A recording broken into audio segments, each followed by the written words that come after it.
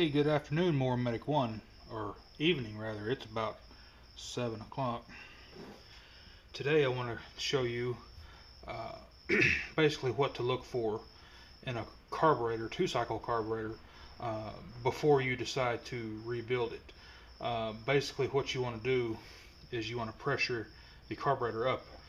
You can get these little thumb pumps on eBay very cheap. This one's actually only measures in MPAs, which I calculate 0.5 I think is like 2 or 3 psi, but I'm not real sure, so don't quote me on that. But if you look on when you hook this thumb pump up to your inlet side or your fuel pump side of the carburetor, it leaks down.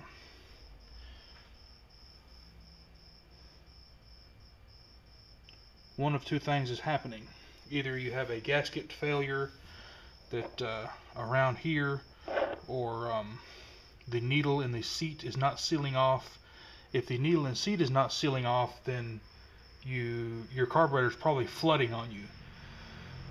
You can put a new needle in there, but the seat is not replaceable. So if you put a new seat in here or a new needle in here, and it may not cure the problem, then you have to replace the carburetor because of the seat is not replaceable. But if you'll swap the hose positions here,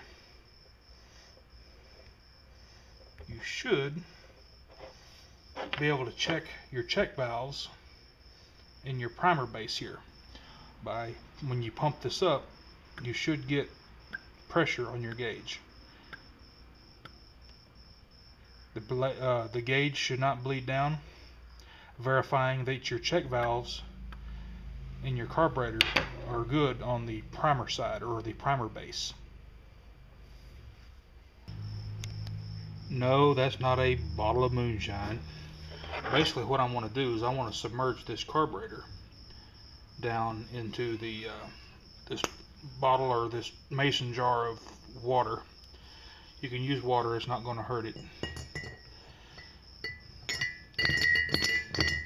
Hook your fuel line back to the fuel pump side, and we're going to watch for bubbles. Ooh, wow. If you look, that leak down that I was talking about a while ago, remember how I was talking about it could be a gasket? Well, it's leaking around that gasket. So it very well could take a kit.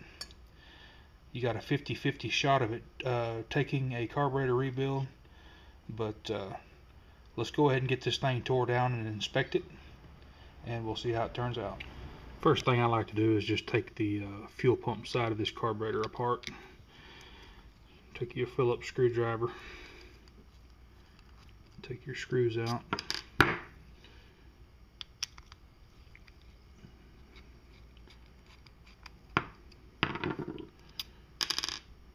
Pull your primer bulb off, carefully peel back the gaskets and the diaphragm. Inspect this surface here for pitting. This one's pretty dirty. It's got some gum and some varnish on it. We'll clean that up.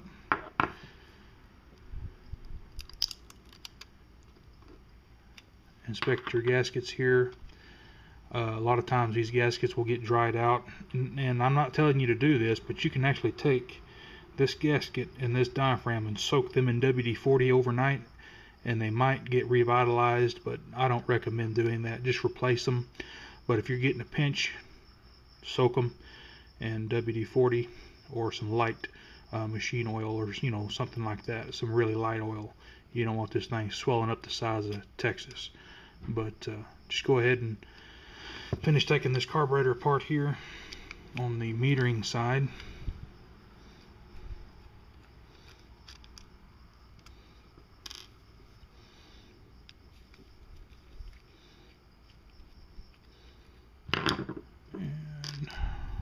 And pull the metering diaphragm out of there and inspect it as well.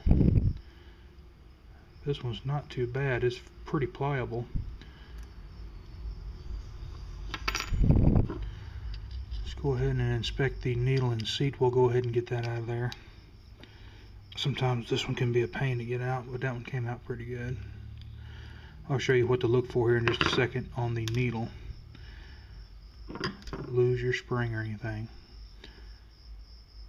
Okay, this needle is what we call a Viton tipped needle.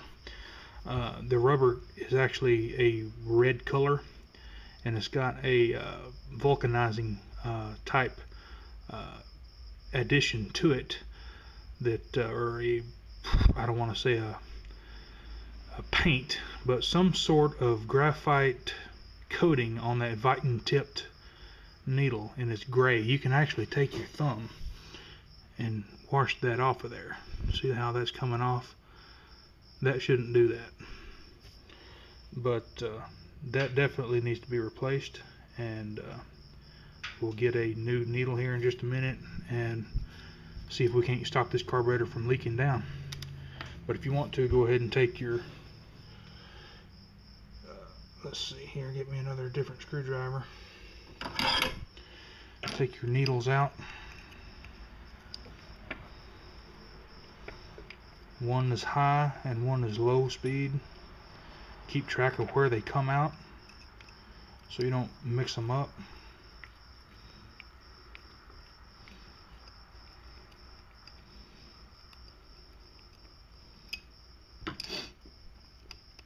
Y'all having a good night? I'm about ready for bed. What about y'all? Rule of thumb on these 2-cycle carburetors is low is high and high is low. And if you look, the low needle, that physically lower needle, is your high speed. So it's just the opposite. High is low and low is high. Go ahead and take you some carburetor cleaner and blow out these holes here. Blow out this check valve, or this high-speed metering jet here. Blow this hole out, and just be sure you clean the screen here or replace the screen. Sometimes the carburetor kit comes with a new one. If you have to, I don't recommend it, but you can replane this surface right here on a glass and some emery cloth. But if you have to go to that extreme, it's probably not gonna be worth fixing. You can just replace the carburetor for $45 to $75. Some of the steel carburetors are very inexpensive. Some of the Zama stuff that, well, since Steel has bought out Zama, the machines that come with Zama carburetors on Steel equipment are very inexpensive. I actually replace the carburetor on a FS45 for about $29. So we don't even rebuild the Zama carburetors that are on Steels because it's just not monetarily efficient. But we'll get this carburetor put back together here, and we'll see how it turns out. We'll redo the leak test on it when I'm done. Go ahead and reinstall your needle and tighten down the screw. You don't have to be Hercules whenever you tighten these screws down, because they will strip out. But the way you set this metering diaphragm on a Zama, you can use your screwdriver, but you want that tip of this metering lever just touching the straight edge, and this one's actually a little bit low, so just take your screwdriver and pry it up just a little bit, and it's perfecto right there. Go ahead and get your diaphragms and get them ready to be put back on.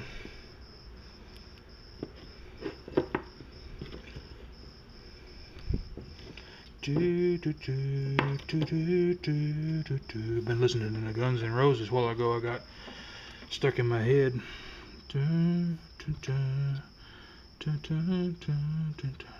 But anyway, put the gasket on first. Make sure that's right.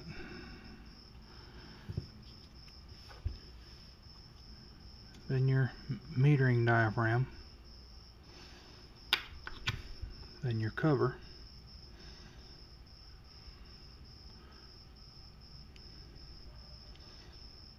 Make sure the holes are lined up, which they are not. It's kind of hard to do this and look inside the camera and make sure it's in frame.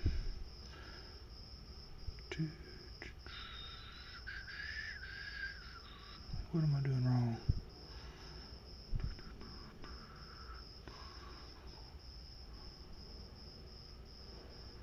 Oh, well, no, it's not right.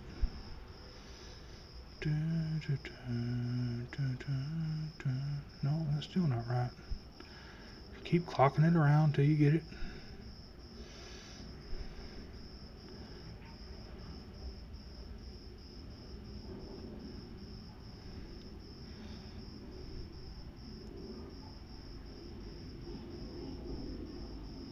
You know what? This ain't the right gasket. And I think somebody's been inside this carburetor and has put the wrong kit in this thing, because that does not line up anywhere. And the customer said he had been inside the carburetor and he brought it to me because he couldn't get it running. So we're going to call this the incorrect gasket. And it could have been the reason it was leaking. Let's just get it best as we can. Let's put his old parts back in here and see if we can't get this thing to quit leaking.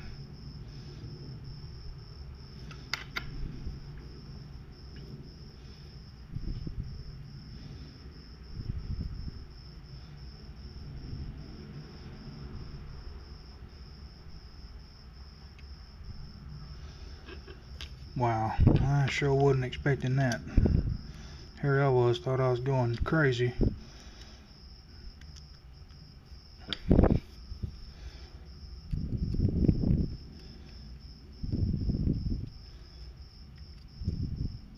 Could be the reason that this carburetor is not running right.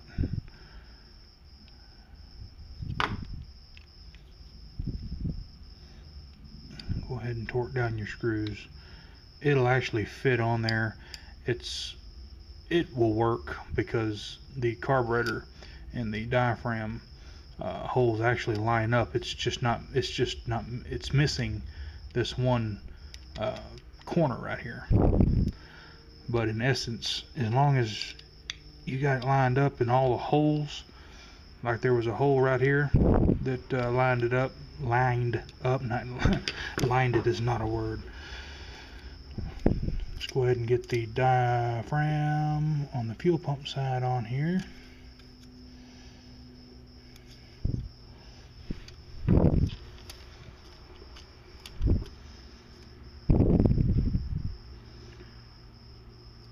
The diaphragm part first, and then your carburetor gasket next. And then your primer base next. Kind of get everything lined up and it should fall right in place.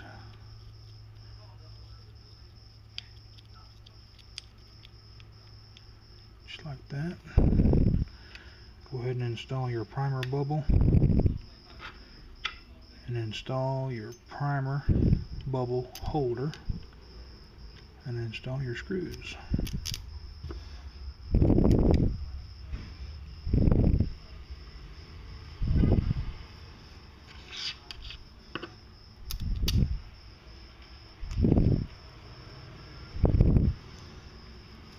Get these torqued down.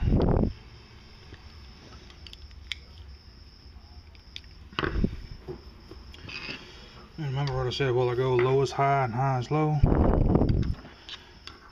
This is the low one, so we're going to put this one in the high speed. Go ahead and tighten these down, both of them, all the way until they stop. Don't over torque it because you could damage the carburetor.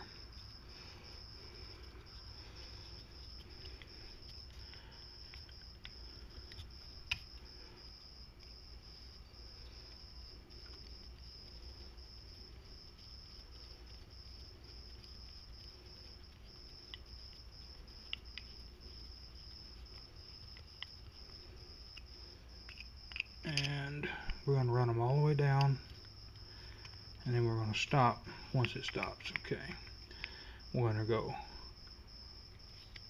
1,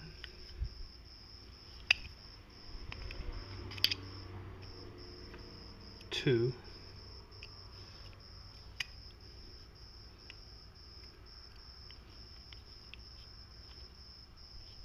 1 and 2. Okay, 2 rounds out on each of them will get you close. It will start and run with 2 rounds out. You can adjust it from there. But let's go ahead and get this thing pressure tested again and see what we got. Go ahead and pressure up this carburetor again. Alright. See if you can see that. That needle is not falling at all. So that's good. Let's go ahead and put it down in the water and see what happens.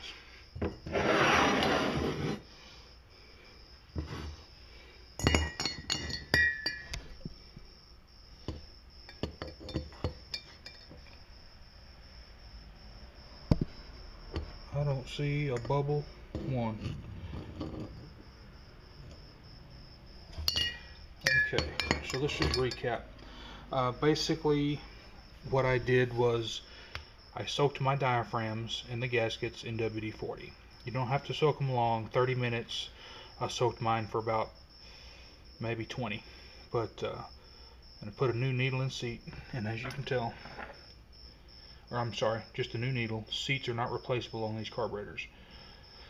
That needle is not falling, so this would be an acceptable carburetor to rebuild. If you replace the seat, I keep saying seat, I apologize. If you replace the needle in it and it still falls, you need a new carburetor. But if you have any questions about 2-cycle carburetors, let me know. More Medic 1. Y'all have a great night.